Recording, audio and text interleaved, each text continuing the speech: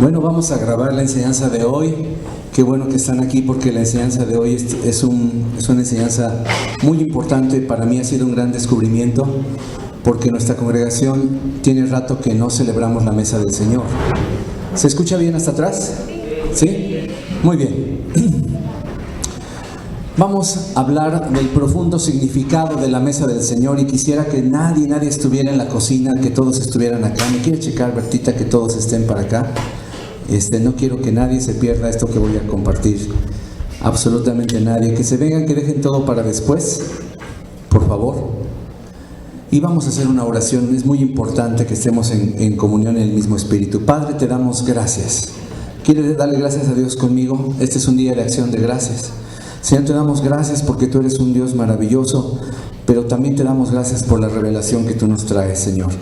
Padre, permite que a través de este pequeño y sencillo estudio, Señor, podamos apreciar la bendición de la mesa tuya, de la comunión contigo y con el cuerpo de Cristo. Gracias te doy en el nombre de Jesús. Muy bien. El Señor, sentado a la mesa con sus discípulos y al igual que nosotros, mientras comían, tomó el pan. Y después de haber cenado, al final, tomó el vino. Y desde ese momento cambió por completo el significado de lo que los discípulos judíos conocían como la Pascua. Así que yo les invito a tomar su Biblia en Lucas 22:13. Lucas 22:13, vamos ahí todos juntos. Lucas 22, versículo 13. La Escritura dice así: fueron pues y hallaron como les había dicho Jesús y prepararon la Pascua.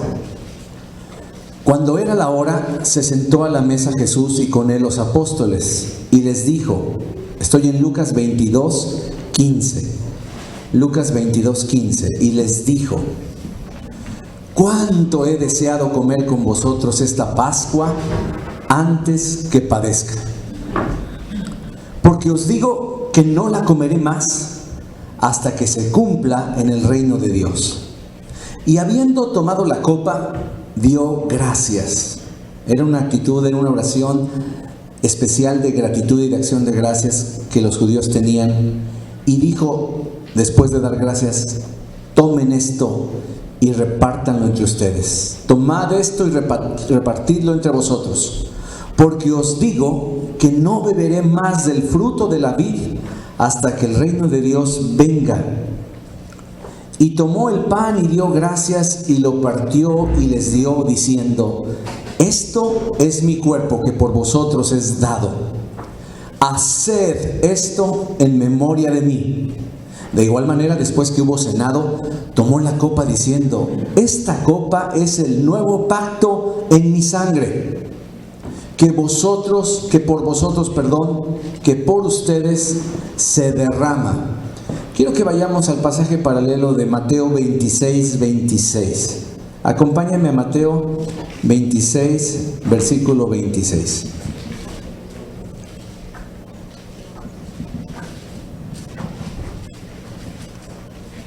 También dice de la siguiente manera, y mientras comían, tomó Jesús el pan y bendijo. Y lo partió y dio a sus discípulos y les dijo, tomad, comed, esto es mi cuerpo. Y tomando la copa y habiendo dado gracias, les dio diciendo, bebed de ella todos, porque esto es mi sangre del nuevo pacto, que por muchos es derramada para remisión, o sea, para perdón de los pecados. Y en el 29 dice, y os digo que desde ahora no beberé más de este fruto de la vid, hasta aquel día en que lo beba nuevo con vosotros en el reino de mi Padre. Entonces, como introducción, déjame hacerte esta pregunta. ¿Qué significa la mesa del Señor? ¿Es un simple acto que la iglesia puede de pronto suprimir sin que afecte su vida espiritual, sin que afecte su mensaje? ¿Podemos quitarla? ¿Qué es verdaderamente la cena del Señor? Miren, en el Antiguo Testamento Dios estableció varias fiestas para que el pueblo recordara. La palabra clave es para recordar lo que Dios había hecho. Ahora, ¿cuántos les gustan las fiestas? Levante su mano. ¿Cuántos les gustan las fiestas? ¿De veras? A Dios también.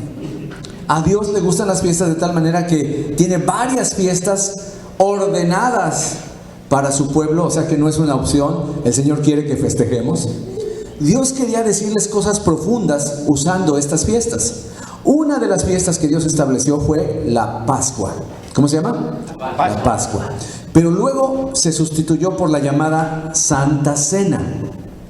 La Pascua fue sustituida por la Santa Cena, conocida también como la Cena del Señor o la Mesa del Señor. También se conoce como la Santa Comunión, etcétera, etcétera, etcétera. Esos son los nombres que tiene lo que vamos a estudiar el día de hoy.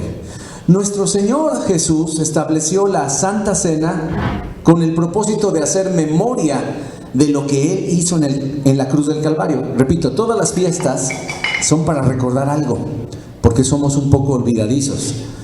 Y la Pascua no era la excepción, era una gran fiesta de liberación. Ahorita lo vamos a ver.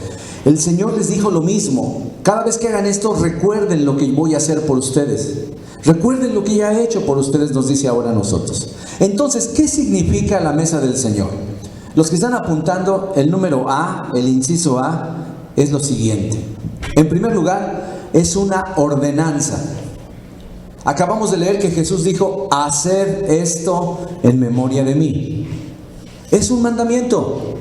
En la porción de las Escrituras donde Pablo pone en orden la administración de la Cena del Señor, él comienza diciendo ahí en Corintios: porque yo recibí del Señor lo que también os he enseñado. Por algún medio, él no estuvo con Jesús, él no caminó con Jesús, él no conoció físicamente al Señor.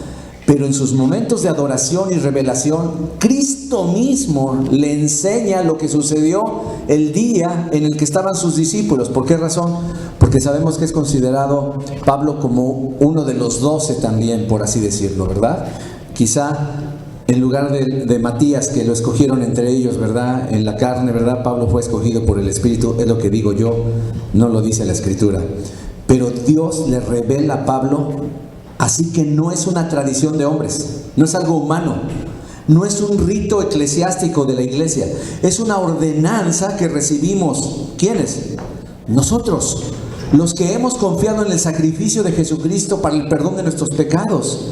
Nosotros recibimos esta ordenanza ¿de parte de quién? Dios. Del Señor, de Dios. En este caso, de Dios Hijo, el Señor Jesucristo. Inciso número B. En segundo lugar, la mesa del Señor es una representación, es un símbolo espiritual. No solamente es un símbolo espiritual, y posteriormente voy a aclarar y enseñarte algo. Los elementos de la mesa, ustedes los conocen, son pan y jugo de uva o vino nuevo. Era lo que usaban ellos. Era un vino semifermentado, no era el mosto, el cual estaba ya súper fermentado, que se usaba para ponerse hasta atrás, ¿verdad? No, era el vino nuevo, sí estaba fermentado, pero era nuevo, tenía poquito, no esperaban a que se añejara.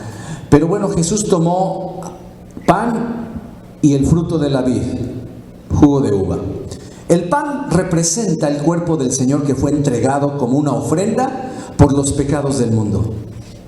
El otro elemento es el vino, que representa la sangre del Mesías, que también fue derramada para la remisión, o sea, remisión significa perdón, quitar los pecados de toda la humanidad. Ahora, el pan representa el grano de trigo que había de llevar mucho fruto. Como ustedes pueden ver aquí en Juan 12:23, dice: Jesús les respondió diciendo: ha llegado la hora para que el Hijo del Hombre sea glorificado. Estaba a punto de morir, ¿ok? De cierto os digo que si el grano de trigo no cae en la tierra y muere, se queda solito. ¿De quién estaba hablando? De él, de su cuerpo. Ese era el grano de trigo.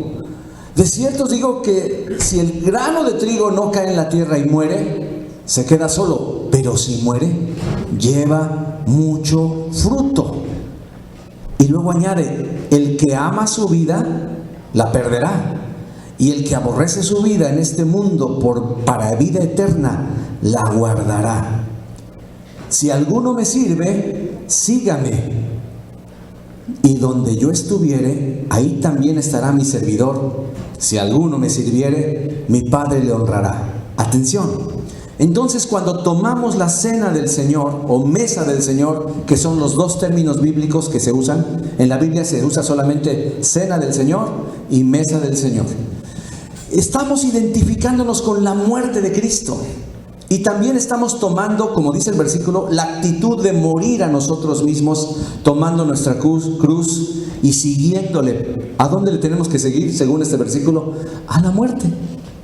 No a la muerte literal de nosotros, sino a la muerte del yo, a la muerte de la carne, a la muerte de tus propios deseos, para llegar a ser un verdadero discípulo del Señor Jesús. Así que el que ama su vida, la va a perder. Pero el que pierde su vida por causa de Jesús, la va a encontrar, la va a salvar, le va a encontrar vida eterna. Y entonces Él dice, si alguno me sirve, sígame. ¿A dónde? ¿A dónde iba Jesús que quería que le siguiéramos? A la cruz. Donde yo estuviere, ahí también estará mi líder, mi servidor, mi discípulo. Pero mira, si alguno me sirviere, mi Padre le honrará. Bueno, el segundo punto de lo que representa la mesa del Señor es la ordenanza en sí. Esta ordenanza en sí representa la obra redentora hecha por Cristo.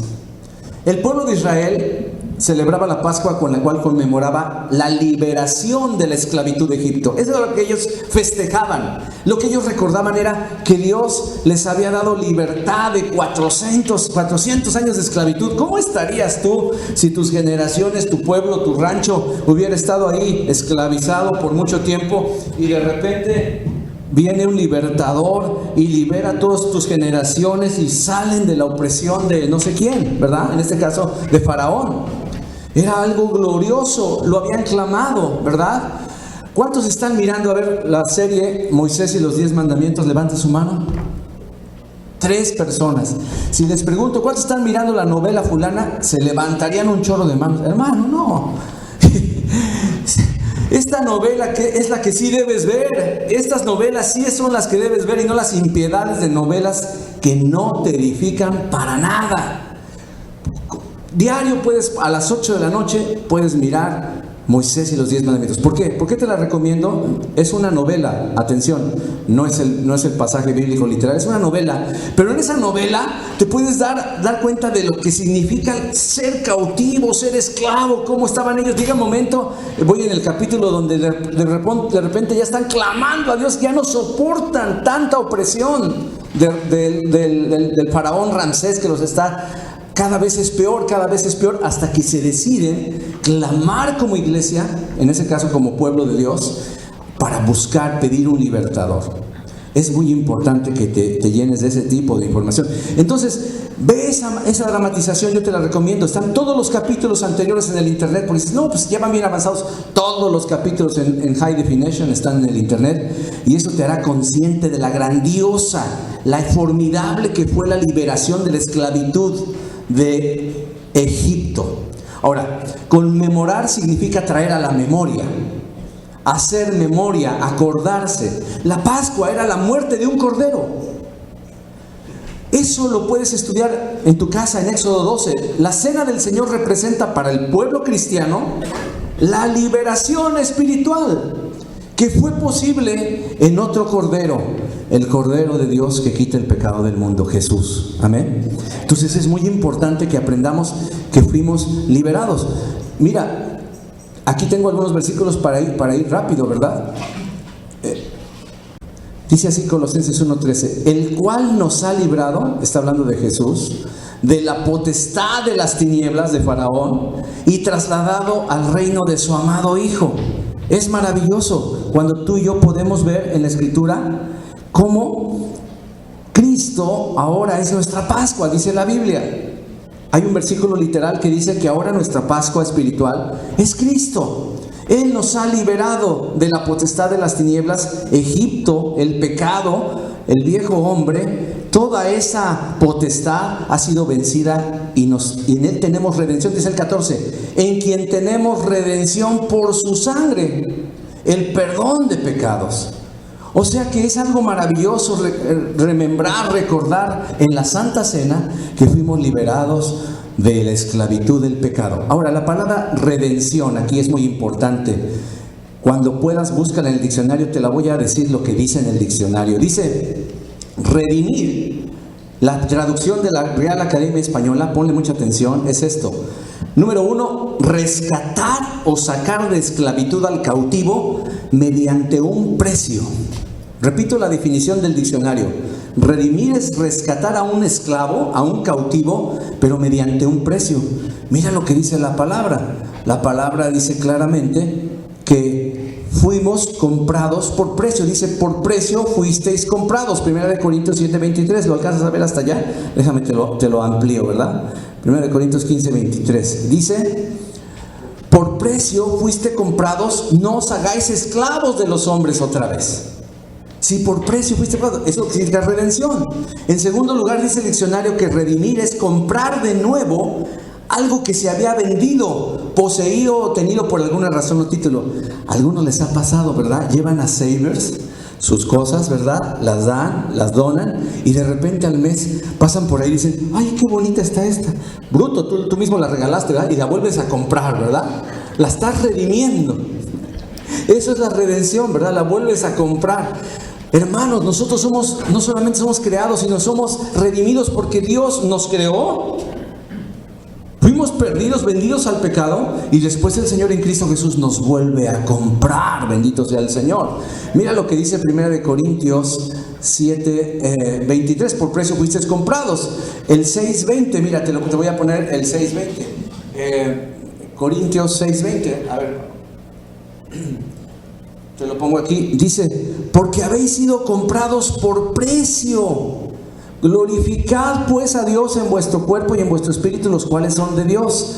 Siempre la figura es comprados del mercado de esclavos, hermano. Nosotros éramos esclavos y Cristo con su sangre y con su cuerpo nos compró. Fuimos, ¿qué? Comprados. Es lo que significa redimir, dice el diccionario. 3. Dicho de quien consigue la liberación. Dejar libre algo hipotecado. Redimir tu casa significa que ya no tiene deuda, ya no tiene hipoteca, empeñado o sujeto a otro gravamen.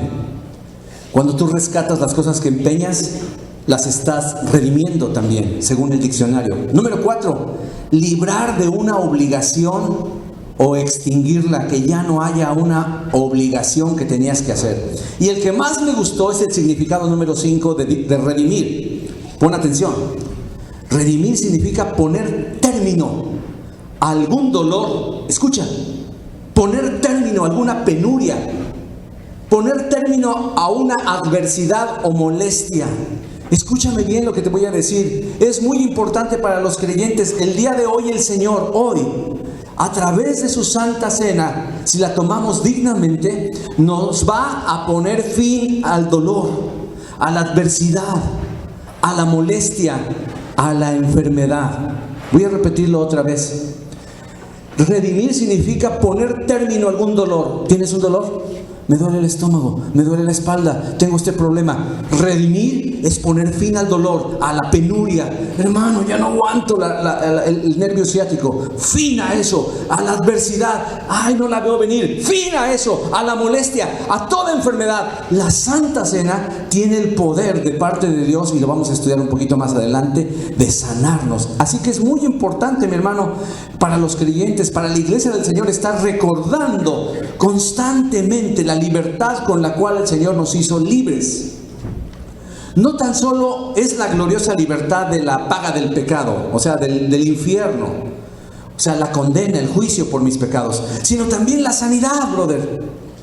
Es la libertad para recibir liberación de mis cadenas espirituales, de mis vicios, de mis pecados ocultos, cosas que tú y yo sabemos que desagradan al Señor y que no podemos vencerlas. Todos tenemos alguna cosa, alguna debilidad, un talón de Aquiles. Y llega el momento en que ya estás harto y dices, ay, pero no dejo esto. A algunos es el orgullo, para otros es la mentira, para otros es las miradas divagantes que no tienes que ver, no ver. Para otros es cualquier cosa, la pornografía, esto, aquello, y están luchando. Pero la mesa del Señor nos promete redención. Y redimir es decir, basta, no más cautividad.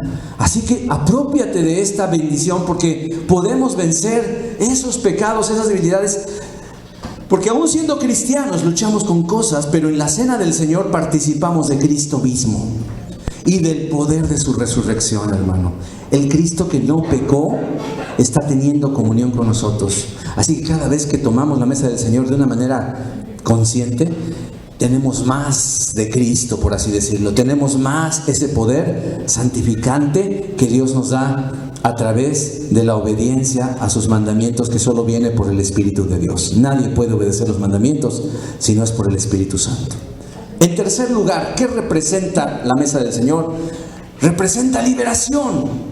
Los hebreos vivieron bajo el yugo de Faraón en Egipto. Por eso dice la Escritura ahí en Gálatas capítulo 5, versículo 1, dice: estad pues firmes con la libertad con que Cristo, en la libertad, con que Cristo nos hizo libres. Estén firmes, no estéis otra vez sujetos al yugo de esclavitud. El pecado es un yugo. Satanás quiere oprimirte. El yugo era algo pesado y sigue siendo algo pesado. Es un pedazo de madera grande que llevan los bueyes o llevan los caballos para arar. Es algo molesto, es algo pesado, y tiene que serlo porque jala un tremendo fierro que va haciendo el surco, y eso no es fácil. Eso le costaría a los humanos mucho tiempo, gracias a Dios por esos animalitos que se prestan a hacer los surcos, ¿verdad? Pero ese yugo no es fácil. El yugo del pecado es pesado. El yugo de Cristo, dice la Biblia, es ligero. El yugo de Cristo es fácil. ¿Por qué es fácil? Porque está su Espíritu Santo en ti y tú quieres hacer la voluntad de Dios. Así que la Biblia nos exhorta a permanecer firmes en el Señor. Firmes, hermano, firmes, porque de lo contrario estaremos otra vez en el yugo de la esclavitud. Dios no quiere que estemos en yugo de esclavitud, quiere que permanezcamos firmes en la libertad con que Cristo nos hizo libres. Hay libertad en la cena del Señor. Hoy cantamos: hay libertad en la casa de Dios, pero hay libertad en la cena. Aquí delante de ti está la libertad, hermano. En tercer inciso, ¿qué es la cena del Señor? La cena del Señor también es la celebración de un nuevo pacto. Ahí tienes en Mateo, si quedaste en Mateo 26, 27, todavía tienen la cita de Mateo 26. Espero que no la hayas cerrado, se me olvidó pedirte que no la cerraras. Pero dice Mateo 26, 27: y tomando la copa y habiendo dado gracias, les dio diciendo: bebed de ella todos, porque esta es mi sangre del nuevo pacto, que por muchos es derramada para la remisión de sus pecados. Ahora, lo interesante es que en el monte Sinaí,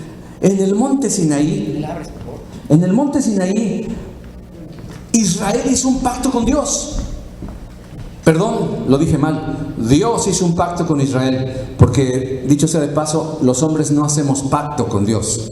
Es Dios el que hace pacto con los hombres, así que no te dejes engañar. El hombre no puede pactar con Dios. El hombre puede prometer, el hombre puede hacer votos, pero no puede hacer pactos. Los pactos siempre vienen de parte de Dios.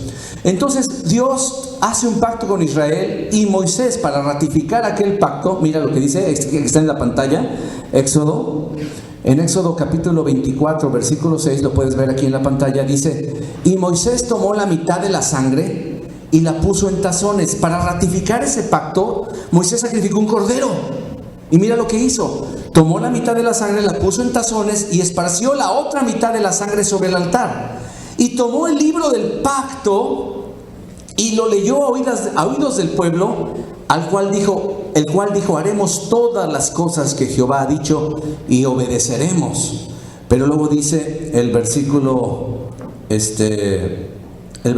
27 y 28: entonces Moisés tomó la sangre y roció sobre el pueblo y dijo: he aquí la sangre del pacto. ¿Cuál pacto? El primer pacto, el antiguo pacto que Jehová ha hecho con vosotros sobre todas estas cosas.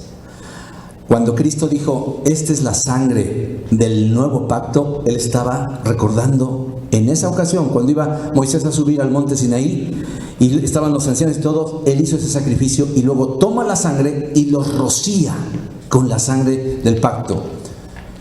Así que esto es algo maravilloso. Dios está hablando de un nuevo pacto. Ahora sí quiero que uses tu Biblia y vayas conmigo a Jeremías capítulo 31, verso 31. Vamos a ver en qué consiste este nuevo pacto. Porque lo triste es que Israel no cumplió con ese pacto. No lo obedeció. Y entonces Dios prometió hacer un nuevo pacto. Y esto lo encontramos en Jeremías, en Ezequiel también. Pero vamos solo a Jeremías, porque tiene algo maravilloso esto. A mí me fascinó. Jeremías 31:31.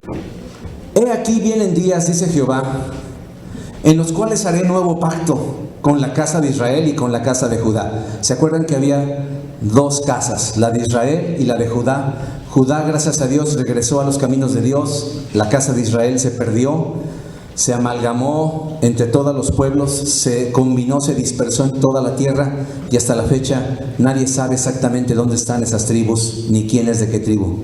Pero gracias a Dios que la tribu de Judá y media tribu de Benjamín permanecieron, y por eso de ahí vino Cristo, de los judíos. La casa de Israel y la casa de Judá era para todos.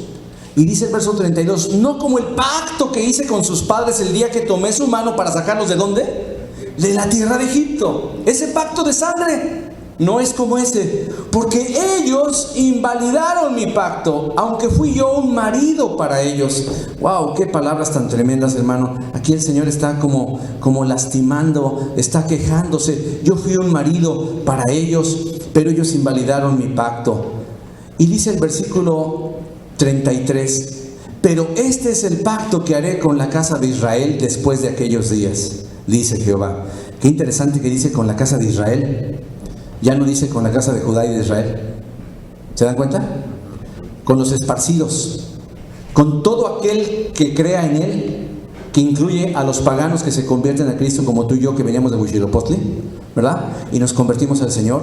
En esos yo les daré mi ley en su mente, las escribiré en su corazón, y seré para ellos por Dios, y ellos me serán por pueblo. Mira el versículo 34, y no enseñará más ninguno a su prójimo, ni ninguno a su hermano, diciéndole, órale, ya conoce al Señor como estamos ahorita. Ándale, ven a la iglesia, ándale, esto le dices a tus familiares, le dices a tu suegra, a tu suegro, a tu mamá, y se ven reticentes, no quieren venir. Pero cuando ellos abren su corazón a Cristo, Él escribe sus leyes y empiezan a conocer al Señor, porque todos me conocerán en este nuevo pacto, dice el verso 34, desde el más pequeño de ellos hasta el más grande, dice Jehová, porque perdonaré la maldad de ellos y no me acordaré más de su pecado.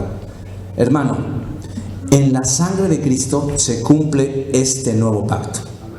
Con la cena del Señor recordamos y nos exponemos nuevamente a 3 bendiciones más. Pon mucha atención, porque esto a mí me ministró tanto. Cuando estaba estudiando me di cuenta de esto, lo escribí de esta manera. Primera bendición: Dios te explica su ley. ¿Cómo dice en el verso 33? Dice, porque este es el pacto que haré, daré mi ley en su mente. Dios te va a explicar su ley, te va a explicar su palabra. Dios te la explica para que la obedezcas y seas su pueblo. Hermano, hermana, cada vez que necesites conocimiento, cada vez que necesites revelación en algún asunto de la Escritura, celebra la mesa del Señor ahí donde estés, en tu casa. Celebra la mesa del Señor en tu oficina y haz efectiva esta promesa, este beneficio del nuevo pacto en su sangre. Cada vez que te falte revelación, conocimiento, puedes tomar un pedazo de pan y de vino, un poco de vino, y delante de Dios orar y tomar la comunión con Cristo y reclamar revelación y reclamar sabiduría de la palabra del Señor.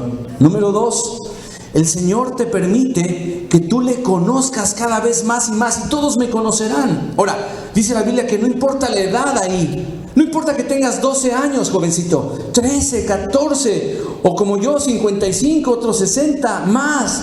No importa, tampoco importa cuánto tiempo tengas en Cristo. Algunos tienen poquito. Si acabas de nacer en Dios, no interesa. Cuando tú celebras la mesa del Señor con esta revelación, con este entendimiento, puedes llegar a ser un creyente más maduro cada vez. O sea que esto es para creyentes maduros, para creyentes nuevos, pero todos con el mismo corazón.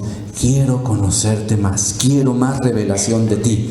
Nadie va a decir conoce a su hermano, porque todos me conocerán. Yo quiero conocer más a Dios, yo no sé tú, pero cuando quieras conocer más a Dios, intima con el Señor, no solo en oración, ahora no solo con la lectura de la palabra, ahora tienes otra herramienta más, la mesa del Señor.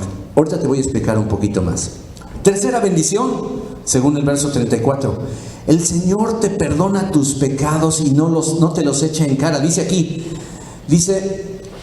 porque perdonaré la maldad de ellos y no me acordaré más de su pecado. Perdonaré la maldad de ellos y no me acordaré de su pecado. Entonces mira qué bendición. Cuando tomas la mesa del Señor, el Señor perdona tus pecados y no te los echa en cara, porque ya no te va a redarguir en tu conciencia por ellos. O sea, te va a dejar en paz.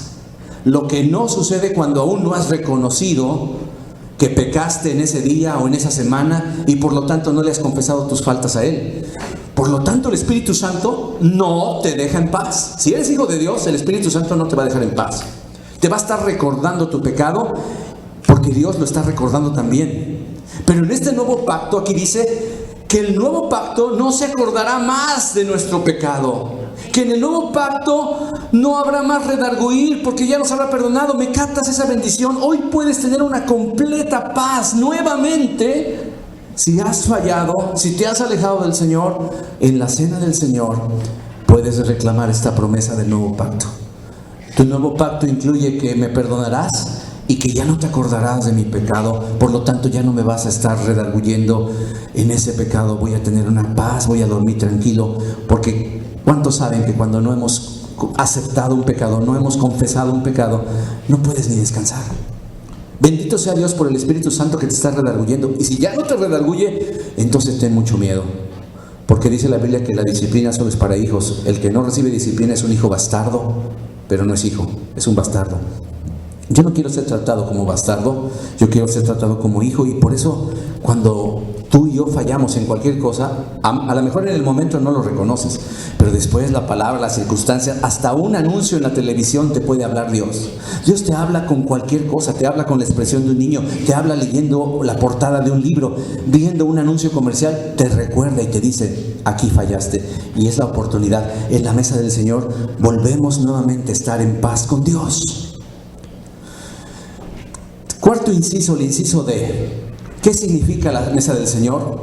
En cuarto lugar, la mesa del Señor es la cena del Señor, es un tiempo de comunión. Así como ahorita estuvimos compartiendo, platicando, hablando de fútbol, hablando de... No sé de qué hablamos. En mi mesa hablamos de fútbol y hablamos de otras cosas, ¿verdad? En la mesa donde yo estaba. Pero mira, es un tiempo de comunión la mesa del Señor. Primeramente, es un tiempo de comunión con el Señor mismo. Atención, escúchame bien. Es un tiempo de comunión, de intimidad con Jesucristo mismo.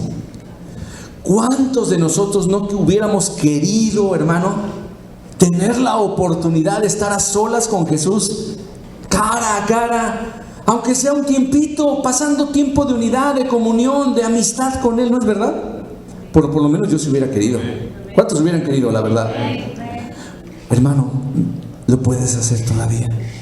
En la cena del Señor, también llamada Santa Comunión, es otro de los nombres de la cena del Señor, podemos tener esos momentos maravillosos. Algunos, hermanos, durante la predicación y demás se distraen con el celular y con varias cosas. Ustedes creen que no los miro, pero yo los miro desde aquí, ¿no? Me hago como que no los veo. Pero cuando estás en plena comunión con el Señor, solo Él es tu enfoque. Cuando sientas que tu comunión con Dios ha fallado, vete a solas o toma a tu esposa, toma a tu familia y celebren juntos la mesa del Señor. ¿Puedo celebrar la mesa del Señor solo? Claro que sí, porque es la comunión con Cristo. Pero también en la iglesia está el segundo significado, la comunión unos con otros. Entonces, la mesa del Señor significa comunión. Primera de Corintios 10:16 lo dice de esta manera. La copa de bendición que bendecimos, ¿no es la comunión de la sangre de Cristo? ¿De quién? De Cristo, ¿verdad? ¿La sangre de quién? De Cristo. El pan que partimos, ¿no es la comunión del cuerpo de Cristo? Estamos teniendo primeramente comunión con el Señor. Estamos teniendo comunión con el Señor. Vamos a retomar esa comunión que a lo mejor se perdió, mi hermano, que tal vez se ha dejado a un lado, que tal vez el día de hoy se nos ha enfriado, ya sea por la duda o la falta de fe en sus promesas. o también por el pecado cometido sin reconocer, sin confesar, o simplemente por distracción, hermano, porque nos distrajo más. Muchas veces me doy cuenta que me levanto, ¿verdad? Y en lugar de buscar la Biblia, buscas el celular. Y aunque la Biblia está en el celular, ya llegó un mensaje, ya llegó una notificación y la tentación está ahí. Y dices, bueno, nada más tantito, voy a ver qué hay. Y le das con el dedo y pasa un tiempo y te perdiste. Ya después es tiempo de otras cosas. Te perdiste el momento de tener una intimidad con Dios por descuido, por falta de cuidado, por distracción, por los afanes de la vida, por lo que tú quieras. La mesa del Señor es la oportunidad por excelencia de regresar a la comunión con el Padre y con su Hijo Jesucristo. Mira, lo dice la Biblia claramente en 1 de Juan 1:3. Lo que hemos visto y oído, y eso os anunciamos, para que también vosotros tengáis comunión con nosotros. ¿Y qué dice? Pero nuestra verdadera comunión, o nuestra comunión verdaderamente es ¿con quién? Con el Padre y con su Hijo Jesucristo. Esa es la comunión. De hecho, digámoslo así, si no tienes comunión con Dios, no vas a tener comunión perfecta con tus amigos. Por más cuates que te quieras tener, por lo menos en la iglesia no va a haber esa comunión. Y por eso me preocupa y me preocupo yo también. Si yo no tengo una comunión con Dios, me va a costar mucho trabajo tener unidad. Comunión significa unión común, viene de dos palabras. Comuniones con unidad, con unión, con unidad. Si no tenemos unidad con el Padre, ¿cómo esperamos que tener comunión entre nosotros? Pero también, antes de pasar eso, es un tiempo para poner en orden nuestra vida. Pero también, en segundo lugar, mira lo que dice el mismo versículo. Os anunciamos para que vosotros tengáis comunión con nosotros. Si nos regresamos un poquito al siguiente versículo de Corintios, de 1 de Corintios, en el verso 17, en el 16 hablaba de la copa de bendición, pero luego 17 dice, siendo uno solo el pan, nosotros, con ser muchos, somos un cuerpo, pues todos participamos de aquel mismo pan. Se los hago más grandote porque uno está medio lejos, ¿verdad? Siendo un solo el pan, con ser muchos somos un cuerpo, pues todos participamos de aquel mismo pan. Así que la cena del Señor, en segundo lugar, es la comunión con los hermanos en la fe. Donde nos quedamos es ahí en el 17. Por eso el Señor enfatiza en Mateo, no lo busques, dice Mateo capítulo 5, versículo 23. Por eso el Señor daba este tipo de enseñanzas. Mira, Mateo 5, 23 dice, por tanto, si traes tu ofrenda al altar y ahí te acuerdas de que tu hermano tiene algo contra ti, si vienes al culto de la nueva generación el domingo a las 2 de la tarde y vas a disponerte a ofrecer sacrificios de alabanza y adoración al Señor a las 2:05, bueno, a veces empezamos 2:10, ¿verdad? Pero tienes algo contra tu hermano, dice, deja ahí tu ofrenda delante del altar y córrele, ve, reconcíliate primero. Todo el mundo diga primero. ¿Por qué primero? Porque si no, no tienes comunión. Primero tienes que tener comunión con los demás, con Dios, y luego pretendes adorar al Señor y traer tus ofrendas y tus sacrificios espirituales. Entonces ven y presenta tu ofrenda. Hasta entonces. Versículo 23 y 24, esos son los versículos que quiero tomar el día de hoy. Hermano, no adores al Señor con un corazón resentido, es lo que significa esto. Con uno de tus hermanos en Cristo estás resentido, no adores al Señor, ni tampoco con alguien que no es tu hermano, porque eso se aplica a cualquiera, pero más a tus hermanos. Porque aquí se supone que vienes a ver personas que la mayoría son creyentes. Si tú tienes algo contra alguien, vas a arruinar el tiempo de comunión, el tiempo de esparcimiento. Es un tiempo de comunión donde hacemos las paces con el Señor. En la Santa Cena hacemos las paces con el Señor, nos reconciliamos con el Señor, pero también hacemos las paces con nuestro prójimo, o sea, con tu esposa. Sí, hermana, con tu esposo, tu marido, el hermano Sutano, incluso el pastor Gustavo. Yo no me voy a ofender, quizá me sorprenda de momento, pero yo prefiero, hermano, 1000 veces que tú me digas en qué te ofendí y me hagas ver mi error, para poder pedirte perdón, para sanar nuestra amistad, a que estemos juntos en esta cafetería, pero no estemos en comunión, en verdadera unidad. Hermano, es tan importante, pues de hecho, si no nos ha sanado, no ha sido sanado tu corazón, o con cualquier líder de esta congregación, no solamente conmigo, ¿verdad? Si tienes algo que no ha sanado tu corazón, pues no vas a recibir toda la palabra, no vas a recibir esta predicación, porque si tienes algo contra mí, ¿qué vas a querer recibir? Esto no lo vas a recibir. Entonces estarás teniendo un estorbo en tu bendición, te sentirás incómodo, vas a estar juzgando a tu líder, ya sea líder de alabanza, líder de fieles, líder de esto, lo vas a estar juzgando, viendo dónde comete un error, y no vas a recibir las cosas que Dios tiene a través de él o de ella. No lo vas a recibir. Así que estos son algunos de los beneficios de tomar la mesa del Señor, regresar a la comunión. Hoy podemos tener esa oportunidad. A lo mejor alguno tiene algo contra mí o alguien entre ustedes. No se preocupe, venga tranquilo y diga: pastor, necesito perdonarlo por esto. A ver, dígame, pues yo estoy resentido porque usted, papá, se me distrajo, no me saludó. Ok, hermana, perdóname, me arrepiento. Y volvemos a tener comunión y tomamos la mesa del Señor juntos. Amén, ¿me estoy explicando? ¿Verdad? Yo no estoy exento. Yo creo que quizás soy de los primeros en cometer errores, porque estoy muy expuesto. Vamos a hablar de los requisitos para la mesa del Señor. Vayan todos a 1 Corintios 11. Esto no está en la pantalla. 1 Corintios 11. Mira lo que sucedía ya en la iglesia de Corintios. Bueno, te lo voy a poner aquí también. Algunos quieren nada más ver.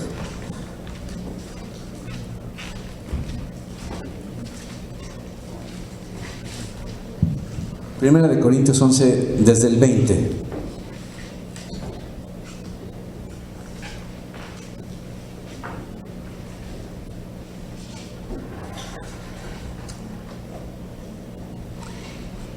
Cuando pues os reunís vosotros, cuando se reúnan, pues esto que hacen no es comer la cena del Señor, los está regañando. Ellos se dicen que celebraban la cena del Señor.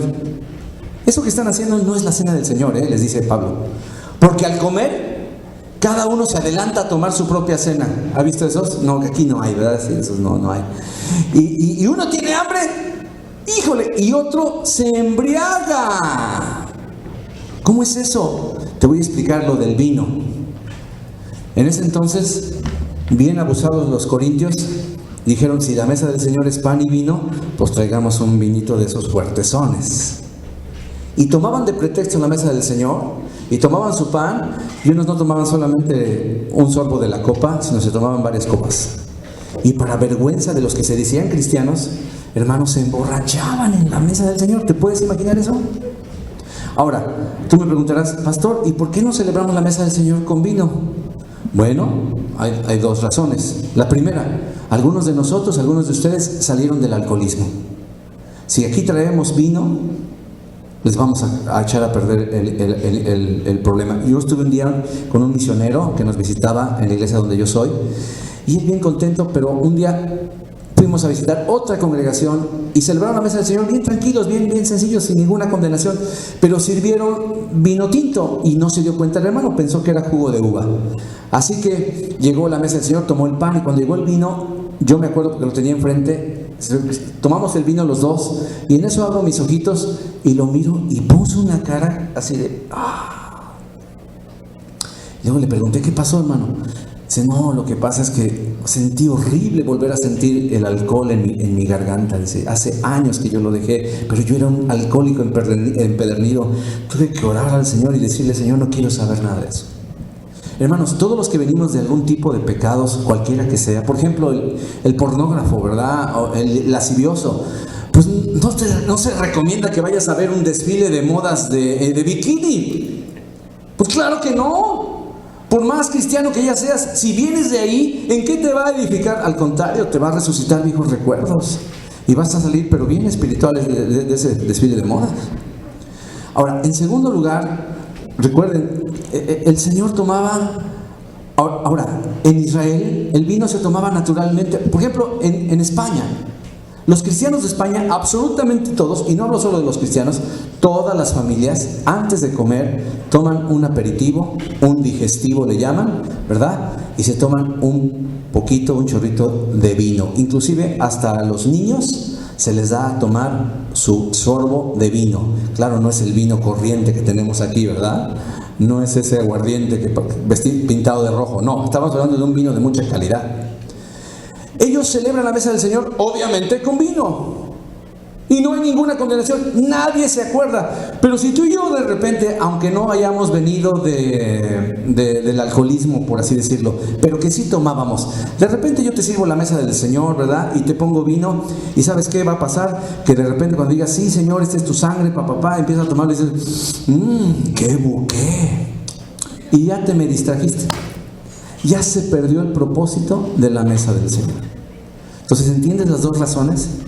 Por eso preferimos mejor el jugo de uva, que es el fruto de la vid acabadito de exprimir, ¿verdad? Ellos se emborrachaban, hermano. Versículo 22 dice, ¿pues qué? ¿No tenéis casas en que comáis y bebáis? Emborráchate en tu casa. ¿Menosprecias la iglesia de Dios y avergüenzas a los que no tienen nada? ¿Qué os diré? ¿Os alabaré? ¿Saben qué? En esto no los voy a alabar. Y empieza la institución de la mesa del Señor. Porque yo recibí del Señor, aquí están los requisitos de la mesa del Señor. Yo recibí del Señor lo que también os he enseñado. Que el Señor Jesús, la noche que fue entregado, tomó pan. ¿De quién lo recibió directamente? Del Señor. El Señor se lo mostró. Mira, y lo mostró tan exacto, porque dice, y habiendo dado gracias, lo partió y dijo, tomad, comed. Esto es mi cuerpo que por vosotros es partido, haced esto en memoria de mí. Así tomó también la copa después de haber cenado, diciendo, esta copa es el nuevo pacto, que ya lo vimos, en mi sangre. Haced esto, es una ordenanza, es un mandamiento. Haced esto todas las veces que la bebiereis. ¿En qué? En memoria de mí. Es un recordatorio, es una conmemoración de lo que Cristo hizo por nosotros y está haciendo y sigue haciendo a través de su Espíritu Santo. Así pues, todas las veces que comieres este pan, todas las veces, hablaba de varias veces, todas las veces que comieres este pan y bebieres esta copa, la muerte del Señor anunciáis hasta que Él venga. Es la muerte, es el sacrificio que nos salva, es su cuerpo lo que estamos anunciando hasta que Él venga. Versículo 27, ahora vamos a un requisito muy importante. De manera que cualquiera que comiera este pan, paréntesis, el pan. Yo le pregunté a algún hermano que me compartió también de la mesa del Señor, le dije, bueno, ¿y qué te parece? Algunos celebran la mesa del Señor con un bolillo o con un pan Bimbo. Otros hasta la hostia católica la tienen, ¿verdad? Que nada que ver. No tiene nada que ver la hostia con el pan que celebraban la mesa del Señor los primeros cristianos. Nada, absolutamente nada que ver. Pero unos usan hostia, unos usan pan Bimbo y otro bolillo. ¿Será correcto? Y me dije este hermano, bueno, si tú realmente quieres tipificar el simbolismo, tiene que ser con pan sin levadura y un pan horadado. Por eso la galleta que nosotros compartimos, y espero que la haya traído así, si la trajiste, es exactamente eso. Parece una galleta salada, pero ni es salada ni es galleta. Es un pan que no tiene levadura y que en su preparación fue horadado. Porque ese pan significa a Cristo Jesús. Aunque ellos, los judíos, ni lo sabían, en el pan de la Pascua, en el pan, hubo un momento donde se horadó ese pan. Y no sabían que Cristo iba a ser crucificado, trasladado a sus manos y sus pies y su costado. Y el pan sin pecado significa, el pan sin levadura significa pan sin pecado o cuerpo sin pecado. Es por eso que es importante que sí tengas un simbolismo. Pero aún así, hermano, te doy la libertad. Que no tienes ese pan en tu casa, toma un pedazo de pan. De todos modos, lo importante es lo que tú vas a hacer en el Espíritu. Ahora, quiero decir algo muy importante como paréntesis, que este es bien, bien importante. Póngame atención, por favor. Hay dos extremos equivocados en el cristianismo. Uno de los extremos es el siguiente: la transubstanciación. ¿Qué significa? La Iglesia Católica proclama que esa hostia y ese vino se convierten literalmente en el cuerpo y la sangre de Cristo Jesús. O sea que literalmente están comiendo el cuerpo y la sangre de Cristo. Por cierto que qué raro, solo el sacerdote come el pan y ya nada más te da a ti mojadito, ¿verdad? ¿Verdad? Es tan así el ritual que los sacerdotes, como es el cuerpo de Cristo literalmente para ellos, toda migajita que cae la tienen que recoger y no puede caerse nada en el piso porque es Cristo. En ninguna parte de la Escritura se dice que el pan y el vino se conviertan en el cuerpo y la sangre de Cristo. Ahora, ese es un error, pero existe otro error quizá más grave, el de la iglesia protestante. La iglesia católica tiene un error, la iglesia evangélica protestante tiene otro error. Para ellos solo es un simple y llano símbolo. O sea que pues si quieres lo puedes aventar, cacharlo en la boca. Es un símbolo, eso es una falta de respeto. No es verdad. Es un símbolo, pero no significa que es algo metafórico, sino que es un símbolo, una realidad espiritual. ¿Cuál es la verdad de todo esto? Hermano, Cristo dijo, ya no tenemos mucho tiempo, ya me dijeron que tenemos poco. Cuando Él habló de esto que iba a suceder, Él les dijo, mi carne es verdadera comida y mi sangre es verdadera bebida. Atención, mi carne y mi sangre son verdaderas comidas y bebidas. O sea que en el Espíritu, hermano, cuando tú tomas la cena del Señor, verdaderamente estás comiendo vida, la vida de Cristo. La sangre que te limpia de todo pecado, la estás aplicando a tu vida. Pero Él no dijo, tomad, comer. Y enseñó el brazo para que lo mordieran. Como muchos no lo entendieron, quiero que sepas que cuando Él dijo eso, se escandalizaron, porque interpretaron igualito que como algunos interpretan. ¿Nos va a dar a comer la carne? ¿Nos va a dar a comer su carne? Está loco, nosotros no somos, caníbales, ¿verdad? Entonces, como no entendieron, se dispersaron. En lugar de preguntarle, decirle, Señor, a ver, ¿qué dijiste? ¿Por qué dijiste? ¿A qué te refieres? ¿Nos vas a darle a comer tu carne, esta carne y tu sangre, la que está en tus venas? Él les hubiera explicado lo que después a sus discípulos le explicó. Los que sí se quedaron, les dijo, ¿esto os ofende?